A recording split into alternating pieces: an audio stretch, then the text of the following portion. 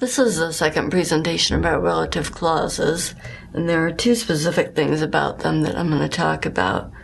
How to distinguish the integrated clauses from the supplementary clauses, both of which are kinds of relative clauses.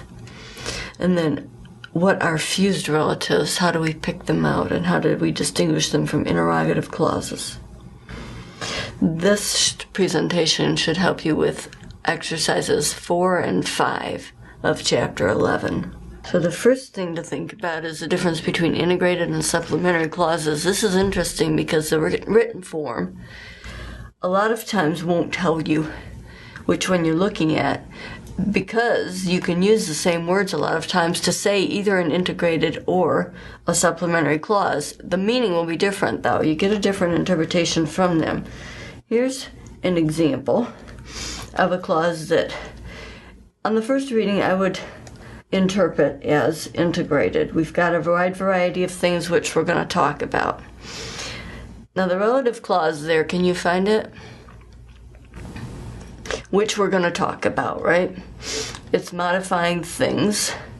So things which we're going to talk about is a big noun phrase. It's the object of. And that clause is called an integrated one because it's integrated into the meaning of the noun phrase really closely, meaning that we don't really interpret that noun phrase separately from its relative clause. It's really closely tied into the meaning. That's why they're called integrated. So it's not just here that they have a lot of things and they're going to talk about those things. They have a lot of things that they're going to talk about. The part which we're going to talk about is really integral to interpreting things. You don't interpret this as having a lot of things in general. Now you could, especially if it were written differently with different punctuation, or if you were hearing it, if it were spoken differently with different intonation. So if I said this, we've got a wide variety of things which we're going to talk about. Did you get a different reading that time? Listen again. We've got a wide variety of things which we're going to talk about. Now it's different, right? I'm telling you first and foremost that I have a whole bunch of different things. And then I'm telling you, by the way, I'm going to talk about them. And if I write that, I put in a comma there. And it's in fact where I do pause when I say it. We've got a wide variety of things which we're going to talk about. The intonation's different and there's a pause there. That's called a supplementary clause. You can do it with the exact same words, you see, but you get a different reading. You get a different interpretation. It's not directly specifying the nature of the things that you're talking about. It's just adding something on to what you've already said. Something that concerns the things, yeah, but it's just adding something on. No. So the first reading there without the comma is an integrated clause, and the second reading there with the comma is a supplementary clause. And we could replace which with that, and how would it sound then? We've got a wide variety of things that we're going to talk about. Now, it's only possible to read that as an integrated clause, right? You hear the difference there? That cannot possibly be, we've got a wide variety of things that we're going to talk about. Oh, let me back up. I didn't do it with the right intonation. If we use that, it has to be integrated. We can't say, we've got a wide variety of things that we're going to talk about. That sounded a little bit weird, right?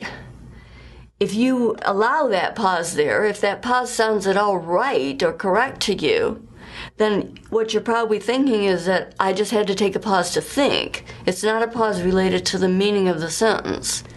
So, which, as a relative pronoun, works with either integrated clauses or supplementary clauses, but that only works with integrated clauses.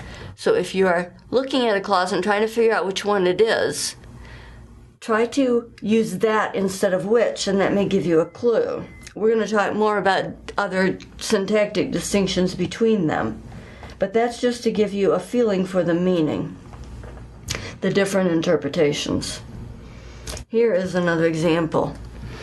Participants, this one's from written language. I found them all in the corpus, but this one's from written English.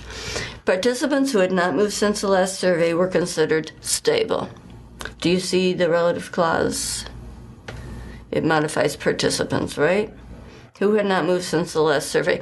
This is the way they wrote it. Now you're interpreting that clause, who had not moved since the last survey, as telling you which participants, right? It's integrated.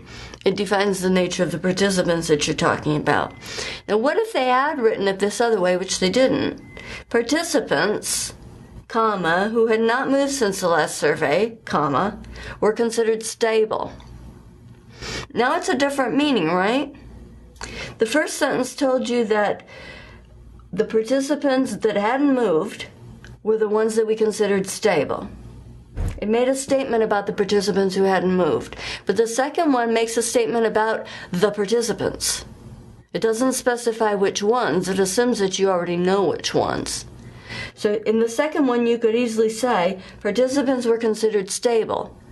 You would not have really changed the meaning of the sentence. You would have lost a detail that we wanted to add on. You could say participants were considered stable, and by the way, they hadn't moved since the last survey. So it's not about the definition at that point. It's just telling you that the participants were considered stable. That's the supplementary one. The supplementary one is, and by the way. All right. And again, we can see that you can't really do it with that. If it's restrictive as they meant it, that fits in perfectly. Participants that had not moved since the last survey were considered stable. You may be objecting to that on stylistic grounds if you don't like to use that with people, but in fact people do that all the time. And even if you don't like it stylistically, it doesn't sound as bad as this, right? Participants that had not moved since the last survey were considered stable. That one's ridiculous, right? Supplementary clauses can't use that. So now I think you have an idea of the basic meaning. A lot of you already did, of the difference between integrated and supplementary ones. Remember, the supplementary ones are, and by the way, I'm telling you something else. The integrated ones, you really don't interpret the sentence correctly without them. You really don't interpret the sentence correctly without them. Now, do you want to see a very cool example I found in the corpus? Look at the sentence. She wanted people whom she knew and who understood what she wanted to handle the foundation. This one's fun because it has two coordinated relative clauses. That's pretty rare, right? And it's also interesting because it uses whom. We talked about whom before as a pronoun, and we can talk about it as a relative pronoun. It's the same game. When it's an object, then it's whom. Anytime you would use the objective form of the pronoun, then you use whom. So remember in the other video on relative clauses, we were splitting them up into two sentences. Let's do that again. She wanted people to handle the foundation.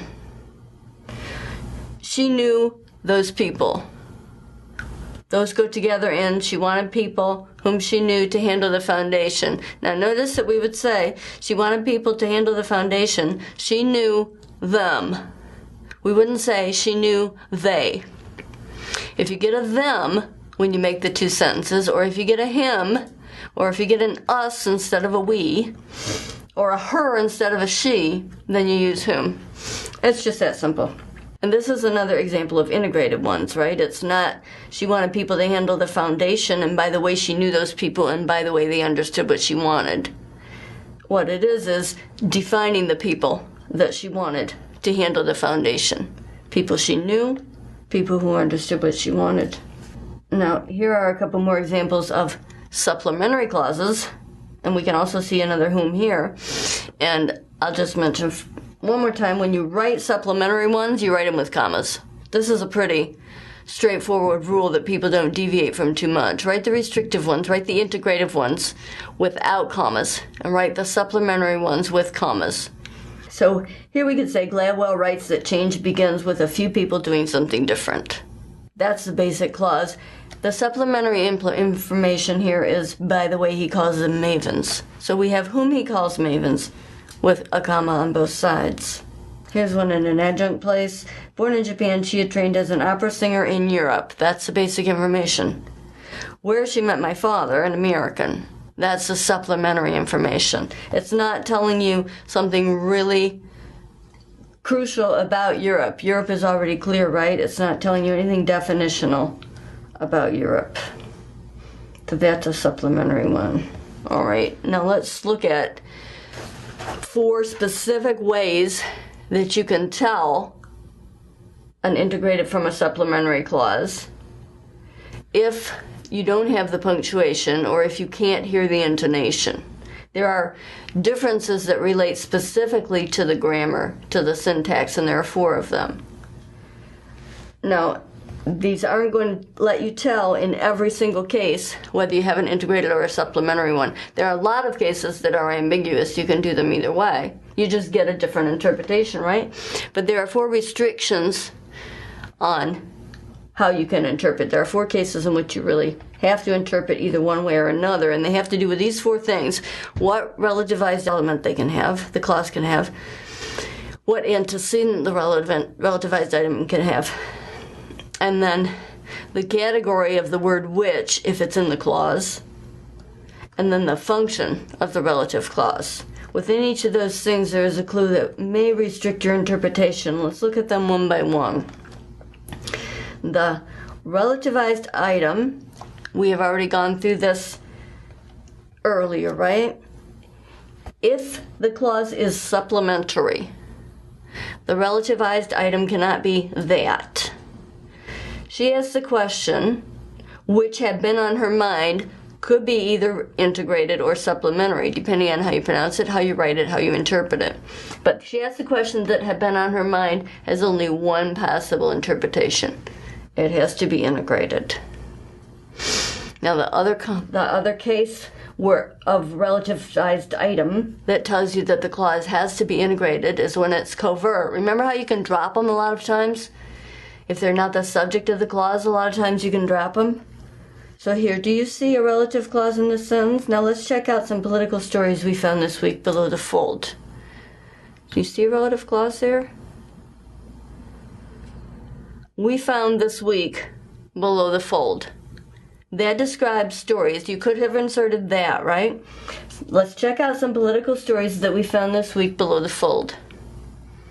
You could also insert which. Let's check out some political stories which we found this week below the fold. But the fact that you can drop it means that it's integrated. The supplementary clause ones, there has to be which instead of that, and you can't drop the which. It has to be there. Now, here's an aside, which your book also mentions. There is a medium-sized, I think, school of prescriptivists that hold that the reverse of this is true. The reverse of the that which question is also true. So my point here is that which can be used in either integrated or supplementary ones, but that can only be used in integrated ones. What they argue is the converse, which can only be used in supplementary ones, and it is incorrect to use it in integrated ones.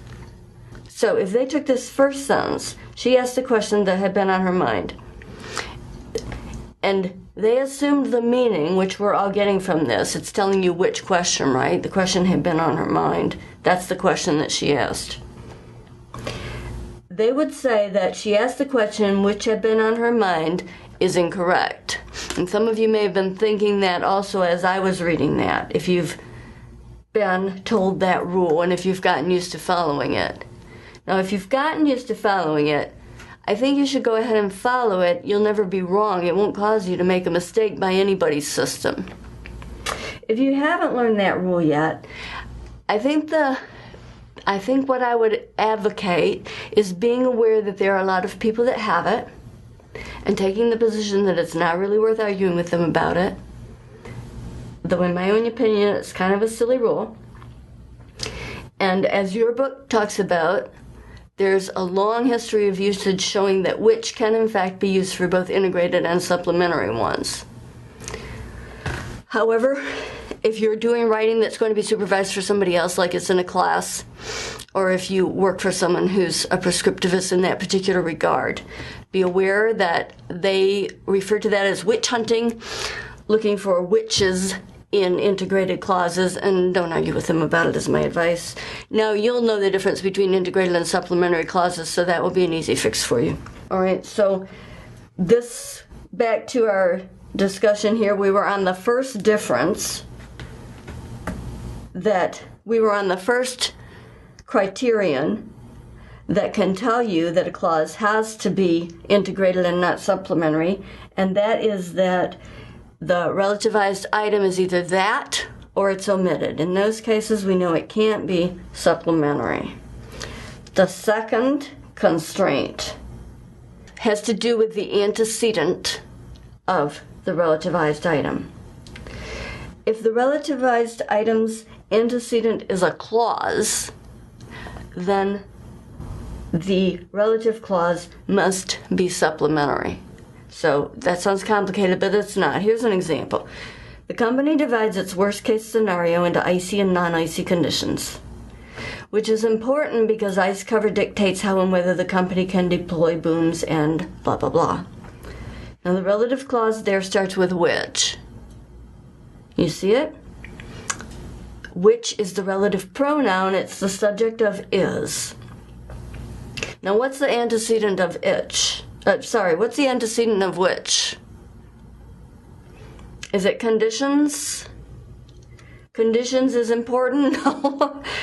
Icy and non-icy conditions is important? No. The verb there is telling you, that conditions is not going to be the antecedent, right? It would have to be a singular noun. Is it the company? The company is important? No. No, you can get the meaning right away, right? You have no trouble with this. The fact that the company divides its worst-case scenario into icy and non-icy conditions is important because blah, blah, blah. So the antecedent of which is that whole clause that came before it. It's a whole clause.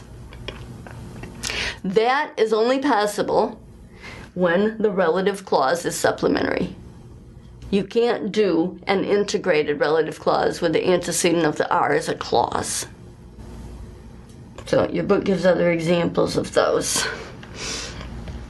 Another case, another restriction on the antecedent is that normally the relativized item in an integrated clause can't have a proper noun for an antecedent.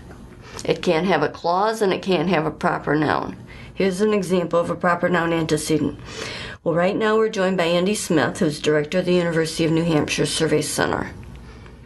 The antecedent of who is obviously Andy Smith. This is obviously a proper noun, and therefore this has to be a supplementary clause. I'm sure this isn't surprising you. It makes perfect sense, right? We don't normally give defining information, very integrated information about somebody that we've just called by a proper name, because we're assuming that everybody knows who that refers to. You just don't define. It's not that we have a whole bunch of Andy Smiths and we normally define one of them. It's pretty clear when you've said Andy Smith who you're talking about. Now, sometimes it isn't. Can you think of a case when you do define a proper noun? So maybe you're thinking of something like if you have several friends named Pat, and you say, Pat is coming over, and your roommate says, which Pat? Then what will you say? Make the sentence in your head. Which Pat is coming over? Did you use a determinative? That's what I would use. I would have said, the Pat I work with. The Pat who comes from my hometown. Right? You can make, and those are relative clauses, right? And those are integrated clauses. The Pat I work with, or the Pat whom I work with, or the Pats that I work with. However you want to do that relative clause, it's integrated. Or the Pat who comes from my hometown. That's a relative clause, and it's integrated because it's very definitional about the Pat. You can't understand the reply without having that part of the noun phrase. But notice that we use the determinative with the proper noun. When you're using a determinative with a proper noun, then yeah, probably your relative clause is integrated. But when you have one like this without a determinative, Andy Smith, then normally the relative clause that follows it will be supplementary. They're restricted in their antecedents in that they can't have a clause antecedent and they can't have a proper noun antecedent without a determiner. the third constraint that might tell you that you have a supplementary clause for sure has to do with the specific word which. Now look at the first example here. One word picture vocabulary tests have a stable, predictable pattern in which stimuli are presented in the same way throughout the test. Now, this one is integrated. Do you see the relative clause there? This one doesn't start with its relative pronoun. Do you remember this kind? It starts with a preposition because the relative pronoun is in fact the object of the preposition, and the whole prepositional phrase got moved to the beginning, not just a pronoun. So the relative clause is in which stimuli are presented in the same way throughout the test. Now, look at the word which. What is it doing there? Actually, I just gave away the answer. Did you catch it? It's a pronoun, right? Well, what it's doing is it's the object of the preposition. That's its function. But what kind of word is it? It's a noun, right? And that can happen. That usage can happen in either integrated or supplementary. So if it's a noun, we don't know for sure. It could be ambiguous, and we would listen for intonation or look for punctuation. But there's something else that which can be. Look at the second sentence. Unless you happen to be a threatened desert tortoise, in which case you can kiss your burrow goodbye. Now you see the relative clause again, right? It's real similar in form. In which case you can kiss your burrow goodbye. That's a relative clause. Now, which is not the object of the preposition, and it's not a noun there, right? What is it? Think about that for just a second there. What is the object of the preposition? Which case, right? Noun phrase, which case. Inside that noun phrase, which is doing the determiner function, right? And in fact, it is a determinative. That's why it can do the determiner function there. Which, as a determinative, can appear in the supplementary clauses, but it can't appear in the integrated clauses. So again, you've got a case where if you find this, you know it's a supplementary clause, but if you don't find it, then you still have to decide. You have passive ambiguity. And the fourth thing, the last thing that might rule out integrated clauses is how closely they are attached in the sentence structure.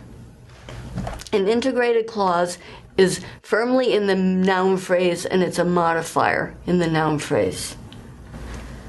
And a supplementary clause is really not so closely tied to the sentence structure at all. Really, it's, as if it's, by the way, it's just sort of chunked on there. You can notice this because so often you can do a supplementary clause as a separate sentence. So look at this example from the corpus.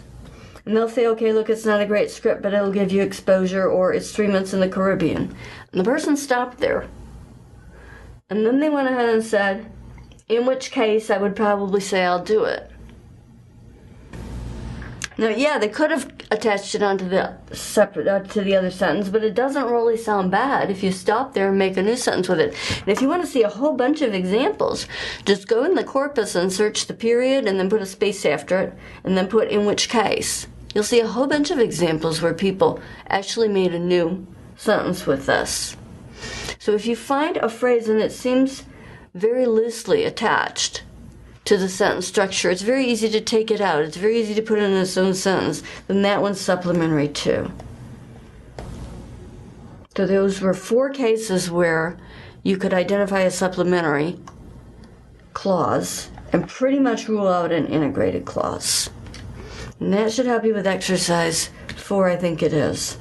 Now the other topic is fused relatives, and I'll go over this kind of briefly. You remember the fused heads, right? Where there was an adjective that became the head of a noun phrase because it fused with the noun. Or there was a determinative that became the head of a noun phrase because it fused with the head noun. Okay, this same sort of thing happens here. You get a noun phrase, and it's sort of because the relativized item fused with the head of the phrase. So So here's an example. It's much clearer in the concrete than in the abstract. Don't worry. Okay. Yeah, Mom, whenever you want is fine by us. Now, whenever you want is a noun phrase, and it's the subject of the clause. It's the subject of is. So you have whenever you want, subject, is, verb, fine by us, predicate, complement. You can't exactly say that it's a relative clause. You could have a noun phrase that has a relative clause really easily, right? Anytime that you want is fine by us. Hear that? Anytime, and time is the head of the phrase, that you want is a relative clause modifying it. You could easily have that there. The way we interpret whenever you want is by saying that it's something like that, but the actual head noun has fused into the relative pronoun. Relative, it's not a pronoun. Whenever it's a relativized item, it's not a pronoun. And so you get a noun phrase that doesn't have an overt head. It happens a lot with the exhaustive words like this: whenever, whoever, whatever, however, wherever. It happens a lot with those, but it also happens with what. So, and where and when also. But here's an example of what. Did you see what I saw? So you've heard people say that, right? You can imagine that scenario, right? I see something surprising. You're standing right beside me. Clearly you did see it, but I say, did you see what I saw? It could easily be a noun phrase with a relative clause, right? Did you see the thing that I saw? But we do it this way. We do it with what. So if you can replace that with a noun phrase with a relative clause really easily, then you probably have a fused relative. Also, look at the words that you can use to head these clauses. Your book has a list of them. Who and whom don't normally work. And I don't think which works. But what does, and the exhaustive ones work really frequently. Now, if it's what, then that could be another kind of clause. Is the word what reminding you of a different kind of content clause? What can also appear in interrogative clauses, right? And in fact, sometimes the structure of a sentence doesn't actually tell you if you have a fused relative or an interrogative. Now, sometimes it does. Something like whenever is not going to be the head of a content clause. Okay, in my niece and nephew's dialect it is, but they're teenagers, and this appears to be a new thing in North Carolina that people say whenever instead of when. But for standard English, the exhaustive ones, whenever, whoever, however, whatever, are not going to head an interrogative clause. So sometimes it's easy to tell, but sometimes it's ambiguous, and that explains why we can interpret some sentences in two different ways. So here is an example.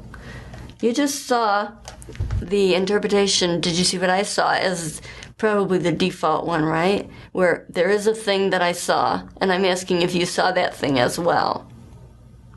But you could read that a different way. Suppose I really don't know if you saw, you know that I saw something, but I'm wondering if you know what it is that I saw. Whether I saw, say that I saw something that I shouldn't have seen, and I'm wondering if you know that it's private information, that it's an FBI file, that it's, a spy, something like that. And I say, did you see what I saw? That's a different reading, right? Did you see what I saw? That's an interrogative clause. What did I see? Did you see what I saw? If that example is a little hard to follow, look at this. Did you ask what I saw? Think about what I saw there. That can only be an interrogative clause, right? Whether you asked about what I saw, that can only be an interrogative clause. It can't be the same as the first reading of did you see what I saw? Now look at the other one. Did you like what we saw? that can only be a fused relative. Now, the reason you're only getting one reading from each of these is because of licensing. Like doesn't license interrogative clauses as a complement. So you can't say it doesn't license open or closed ones. You can't say, did you like whether we went? And you can't say, did you like who did this? Right? So we can rule out, and you do automatically rule out, the interrogative clause reading from this one, and you read it as a fused relative. The thing which we saw. The thing that we saw. With ask, it's exactly the converse case. Ask doesn't license fused relatives. It licenses interrogative clauses. So you can say, did you ask who went there? Right? That one has to be interrogative because who doesn't work in the fused relatives, right? But you can't really say, did you ask whatever I saw? Bizarre, right? Unless you're talking about whatever I saw was something that you could ask a question to, but that's different, right? That's a different licensing component. Did you see what I saw can in fact be ambiguous. It has another potential reading if we interpret what I saw as a content clause. So change the verb for a minute in order to get this meaning. Look at, did you ask what I saw? Now that's clearly a content clause, right? It's not like when you know that I saw something. It's not, did you ask the thing that I saw? Right? Now, can you get the same meaning from, did you see what I saw? Imagine that we're not standing next to each other. Just imagine that you were at some distance and you saw me see something, probably something I shouldn't have seen. So I have a feeling, I know that you saw me see something, but I don't know if you saw what that thing was. Then I won't say, like I said before, did you see what I saw? I'll say, did you see what I saw? And my question is, did you see what that was that I saw? It's not the same as, did you see the thing that I saw? So, did you see what I saw has two possible meanings. It's ambiguous. And the ambiguity that we interpret comes from the fact that we don't know which structure is being used. In context, of course, we do. But out of context, we don't know which structure is being used. Whether what I saw is interrogative or whether it's a fused relative. But, did you ask what I saw can't have the fused relative meaning, right? It doesn't make any sense. Did you ask the thing that I saw? It can't have that reading because of the properties of the verb. Ask doesn't license fused relative clauses. What it licenses is interrogative clauses. Now, look at the opposite case. Did you like what we saw? Here you can't possibly get the interrogative reading, right? Like won't license an interrogative clause. You can't say, did you like who did this? Or, did you like when we did this? You can't do that. But you can say, did you like whoever did this? You can do that because it will license fused relatives and it won't license interrogatives. So here's the thing. When you have exercise 5 in your book, when you have a relative clause, first of all, see if you can get two meanings from it. Try assuming that the relative clause, that the clause is a fused relative first, and then try assuming that it's an interrogative clause and see if you can get two readings. And then do the syntactic tests. The first one has to do with what the either relativized item or interrogative element can be. Remember the restrictions on which ones can occur in which kinds of clauses, right? The exhaustive ones tend not to occur in interrogatives. Most of the other ones don't occur in relatives, fused relatives. That's the first test, what can occur there. The list is in your book. And then the second test is the licensing thing. Look at the verb that's licensing the clause. Don't look at the verb inside the clause. That's not relevant. Look at the verb that's licensing the clause.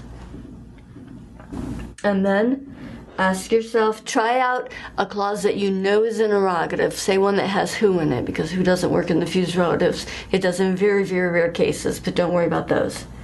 So try out an interrogative clause and see if the verb licenses it. And then try out a fused relative clause. Use something like whatever that can't occur in an interrogative clause. And based on those two tests, based on what the verb can license and what is the relative or interrogative element in the clause, you should be able to distinguish one from another in most cases. But there are some words like what that can occur in both kinds of clauses, and there are some verbs that license both interrogatives and fused relatives. So there will be some sentences that are ambiguous. In that case, just give the two possible meanings.